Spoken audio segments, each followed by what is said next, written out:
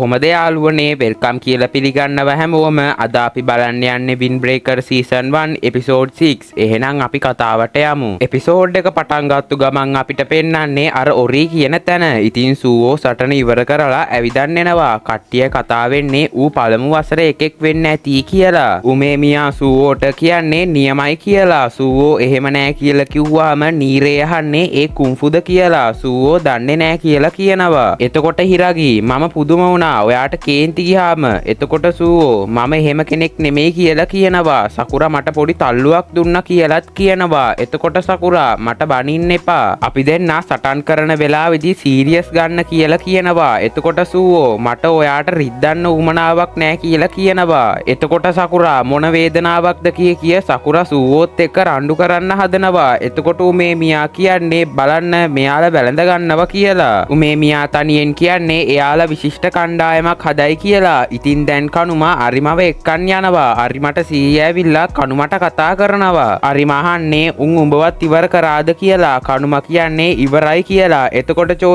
ජෝ මටත් සූවෝ එක්ක ගහගන්න ඕන කියලා කියනවා. එතකොට ජෝ ඊළඟට කවුද කියලා ආපුවාම සකුරා ගැම්මට නැගිට්ටත් අර හිරගි දන්න කෙනා නැගිටලා හිරගිව පෙන්නනවා. එතකොට හිරගි සමාවෙන්න සකුරා කියලා නැගිටලා යනවා. හිරගි කියන්නේ සාමාන්‍යයෙන් ජෝ එක්ක මමයි ගහගන්න ඕන.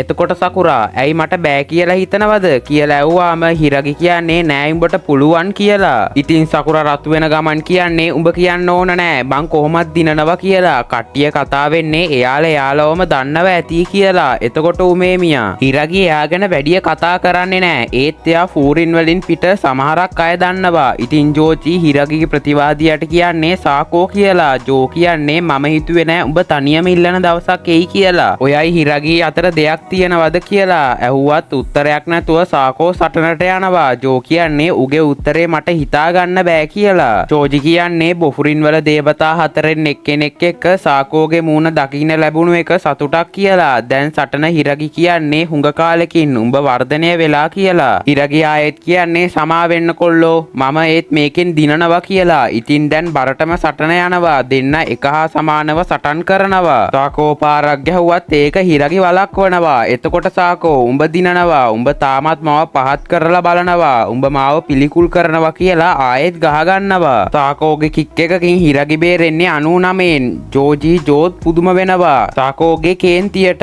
ජෝජි කියන්නේ සාකෝ මගේ ඇඟිලි පහෙන් එක්කෙනෙක් කියලා. ජෝ කියන්නේ ඌ හිතන දේ මට කියන්න බෑ. මට පළවෙනි පාර ඌව හම්බෙනකොට ඌ හොඳටම කාලා හිටියේ. ඒ වගේමයි ඌ හෙන සෙට් එකකට තඩි බාලා හිටියේ. ජෝජි කියන්නේ සාකෝ වැඩිය කතා කරන්නේ නෑ කියලා. දැන් ඉතින් සටනේ දෙන්න කියව ගහගන්නවා. මම වැදගත් ඒවා විතරක් කියන්නම්. සාකෝ හිරගට පංච් එකක් දුන්නත් හිරගි ඒක වළක්වනවා. පස්සේ සාකෝ කියන්නේ උඹ පොඩ්ඩක්වත් වෙනස් වෙලා නෑ කියලා. හිරගි කියන්නේ උඹ කතකෙක් වෙලා කියලා. ඉතින් හිරගි තමයි සාකෝට සටන් කියලා දීලා තියෙන්නේ. ආයෙත් හිරගි විසි වෙලා යන්න සාකෝ දෙනවා කික් එකක්. සෙට් එකම පුදුම වෙනවා. එතකොට සාකෝ උඹ සමහරක් විට වෙනස් වෙලා ගොඩක් දුර්වලත් වෙලා කියලා කියනවා. උන් වගේ එවුන් එක්ක ඉද්දී මෙහෙම වෙනවා. බොළඳ යාළුවෝ කියලා කිව්වාම සකුරා ඒයි මම උඹට කතා කරන්න කියලා කියන්නේ හිරගිට. සකුරා කියන්නේ මේ යකා අපි දිහා පහත් විදියට බලනවා. උඹේ බඩ තරම් දුර්වලයි කියලා කියනවා. එතකොට සූවෝ හයියෙන් hina වෙනවා. සූවෝ කියන්නේ සකුරා යාළුව ගැන සැලකිලිමත් වෙන්න පටන්ගෙන කියලා. සකුරා රතු වෙලා යනවා. උමේ මියා කියන්නේ මම ඔට්ටු අල්ලනවා. ඔයා එහෙමයි කියලා. අපි සංසුම් වෙමු කියලා උමේ මියා සාකෝට කියන්නේ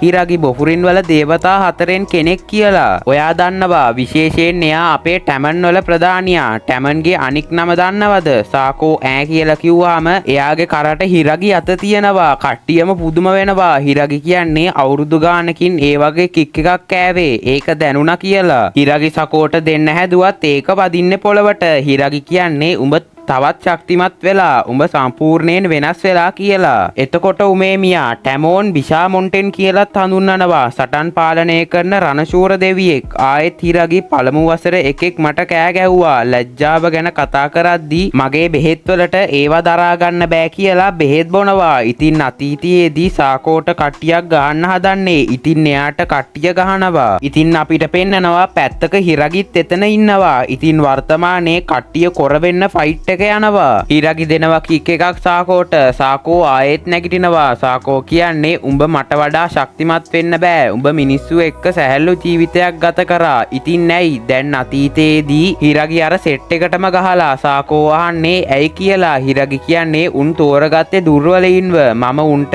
ඉඩ දෙන්න ඕනේද? ඔයා ඉගෙන ගන්න ඕන. නිකන් ඉන්න එකේ මෙහෙම දේවල් වෙනවා. ටිකක් ආපහු සටන් කරන්න. අතක් ඕනේද කියලා අත දික් කරනවා. සාකෝ සටන් කරන විදිය උගන්වන්න කියලා අඬලා බැගෑපත් වෙනවා. ඉතින් හිරගි සාකෝට සටන් උගන්වනවා. සාකෝ හිතන්නේ ඔයා පිරිසක් හදන්න උත්සාහ නොකරත් ඔයාගේ වටපිටාවේ කට්ටිය හිටියා. මම ඔයාට ගරු කරා. මම ඔයාව අනුගමනය කරා. ඉතින් දැන් හිරගි ඇවිදන්න යනවා. සාකෝ ඇවිල්ලා සුබ පතනවා. බොෆ්රින් වලට යන්නේකටද කොහෙදෝ. සාකෝ කියන්නේ මට ෂුවර් ඔයා එතන ප්‍රධානියා වෙයි. එතකොට එහෙම වෙන්න මට පුළුවන් දේ මම කරන්නම්. ලබන අවුරුද්දේ මම ඇවිල්ලා. එතකොට එකපාරම හිරගි හැරිලා කියන්නේ සාකෝ මාව අනුගමනය කරන්න එපා කියලා. සාකෝ අවුල් යනවා. හිරගි කියන්නේ මම උමේමියා කියන පුද්ගලයා ළඟට යනවා. ඒ නිසා මම උඩම කෙනා වෙන්නේ නෑ. ඔයා මගේ පස්සෙන් ආවත් ඔයාට මගේ බලාපොරොත්තු ඉටු කරන්න බෑ. දැන් සාකෝ කට්ටියකට හොඳටම ගහලා එතනට එන්නේ ජෝයි ජෝජී. එයාලා සාකෝට සිංහ හිසට